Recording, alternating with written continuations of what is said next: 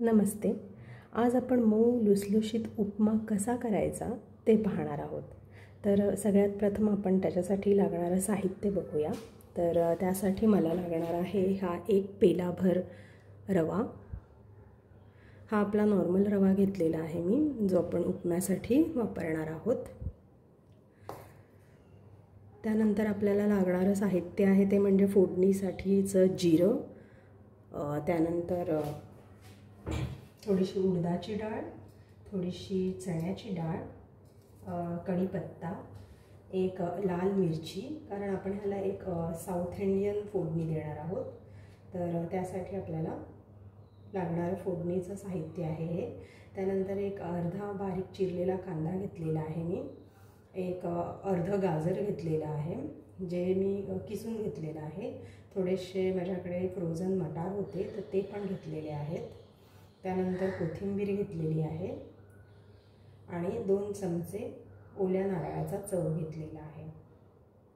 तर सगळ्यात प्रथम आपल्याला काय करायचं आहे, सगळ्यात प्रथम आपल्याला आपण जो हा 1 पेलाभर रवा घेतलेला आहे तर तो तेलामध्ये थोडासा परतून घ्यायचा आहे. तर आपण शिऱ्यासाठी जसा रवा परतून घेतो तसा न घेता, म्हणजे एकदम ब्राऊन कलर येईपर्यंत आपल्याला हा परतायचा नाही आहे.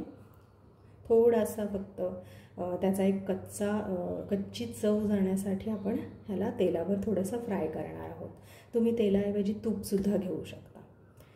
तर ह्या साहित्या व्यतिरिक्त आपल्याला तेल आणि मीठसुद्धा लागणार आहे. ठीक आहे. तर पहिले आपण हा जो रवा आहे हा तेलावर थोडासा परतून घेऊया.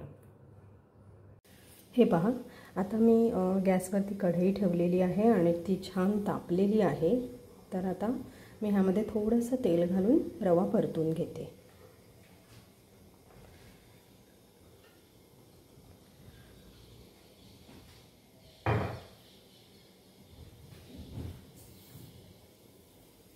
हा 1 पेलाभर रवा जो आहे यामध्ये 2 माणसं सहज, म्हणजे 2 प्लेट उपमा सहज होतो.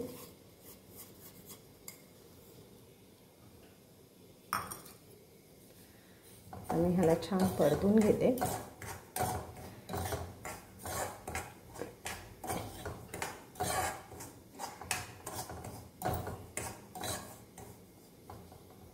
हे पहा, आत्ता ह्या रवाचा जो कच्ची चव आहे ती गेलेली आहे. थोडासा आपल्याला हा ब्राऊन होताना दिसतोय. तर आता आपण हा एका प्लेटमध्ये काढून घेऊया.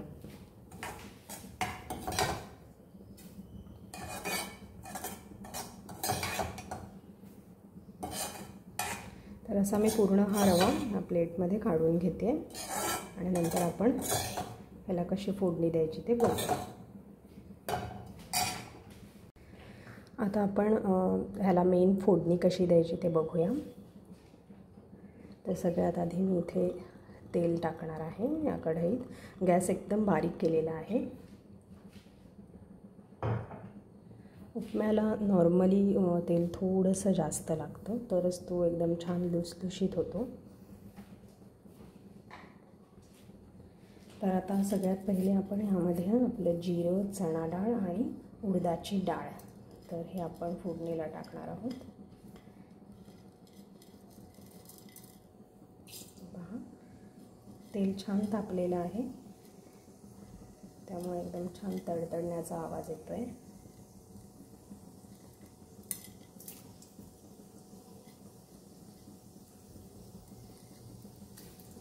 त्यानंतर आपण कढीपत्ता टाकू.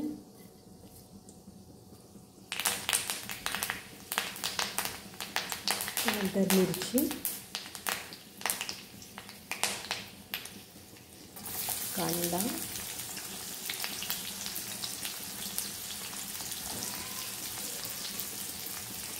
त्यानंतर वाटाणे, सगळं एकदमच आपण फोडणीला टाकणार आहोत. फक्त कोथिंबीर आणि खोबरं सोडून. गाजर पण आपण टाकू आणि आता ही फोडणी आपण छानपैकी परतून घेऊया.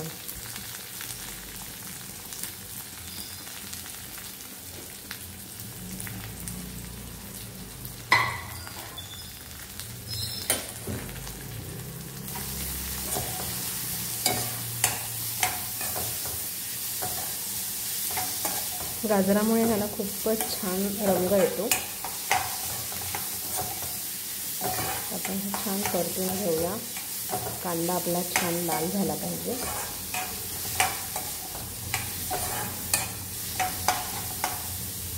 आता मी ह्यामध्ये आपल्या चवीप्रमाणे ह्याच्यामध्ये मीठ टाकते.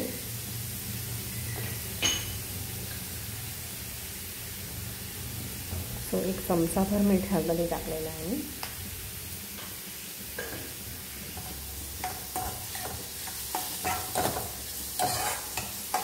आता 5 मिनिटं तरी आपल्याला ह्या सगळ्या भाज्या शिजू द्यायच्या आहेत.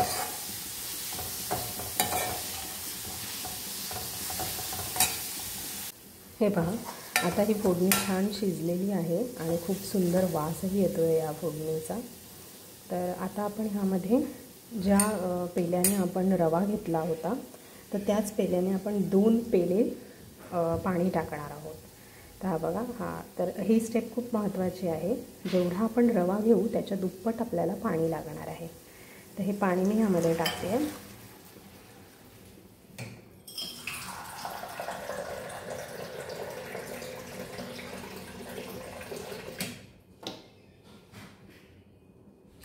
अजून 1 पेला पाणी टाकलेलं आहे मी आणि ह्याला आता छान उकळी येईपर्यंत आपल्याला ह्याला शिजवायचं आहे. एकदा का ह्याला कड आला थोडासा की मग आपण ह्यामध्ये रवा घालणार आहोत. हे पहा, आता ह्या फोडणीला छान असा कड आलेला आहे किंवा उकळी आलेली आहे. तर आता ह्या क्षणी आपण ह्याच्यामध्ये थोडंसं खोबरं जे आपण घेतलं होतं 2 चमचे जो ओल्या नारळाचा चव होता तो आणि कोथिंबीर आपण ह्यामध्ये घालूया.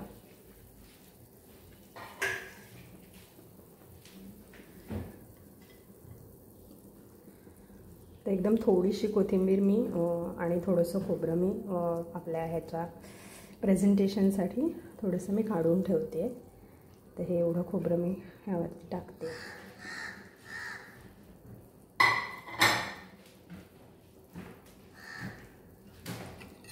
आता आपण ह्याला छान ढवळूया आणि जो आपण भाजून ठेवलेला रवा होता तो ह्यामध्ये हळूहळू घालूया आणि हळूहळू घालता घालता आपल्याला ह्याला ढवळायचं आहे.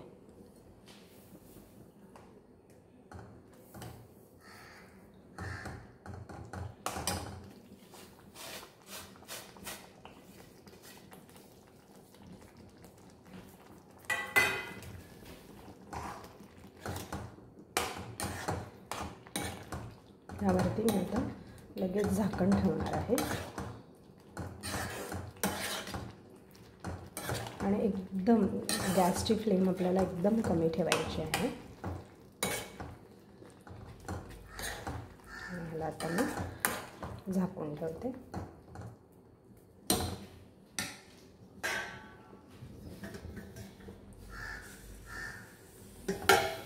आणि 2 ते 3 मिनिटांनंतर आपण गॅस घालवून टाकायचा आहे.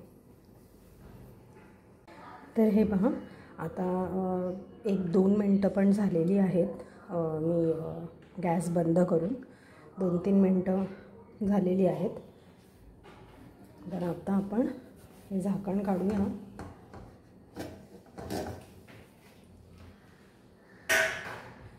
आणि पुन्हा एकदा ह्याला आपण ढवळूया. थोडंसं असं एकजीव झाला पाहिजे हा. त्यामुळे आपण ह्याला पुन्हा एकदा छान, तुम्ही पाहू शकता हा आत्ताच एकदम छान नरम वाटतोय.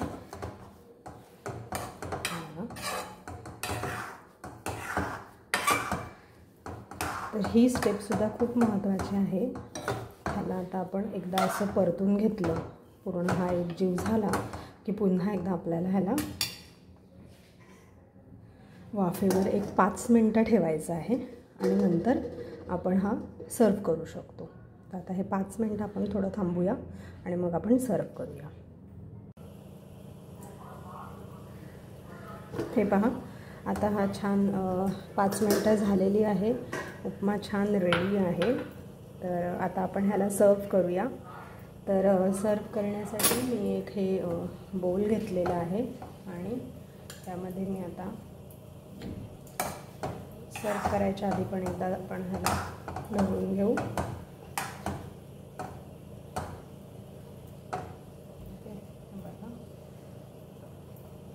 तर मी ह्या उपम्याची छान अशी मूद पाडणार आहे. ते दिसायलाही खूप छान दिसतं.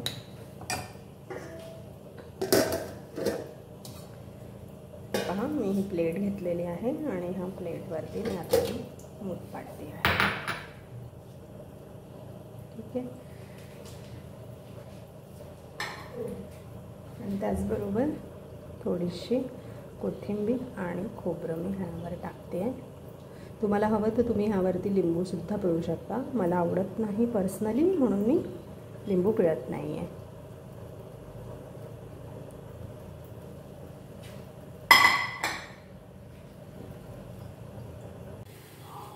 हा पहा, आपला गरम गरम लुसलुशीत उपमा रेडी आहे. आता थंडीचे दिवस येत आहेत. हा असा उपमा तुम्ही नक्की करून बघा. आणि तुम्हाला कशी वाटली माझी ही रेसिपी हे सुद्धा मला कमेंट करून सांगा. थँक्यू.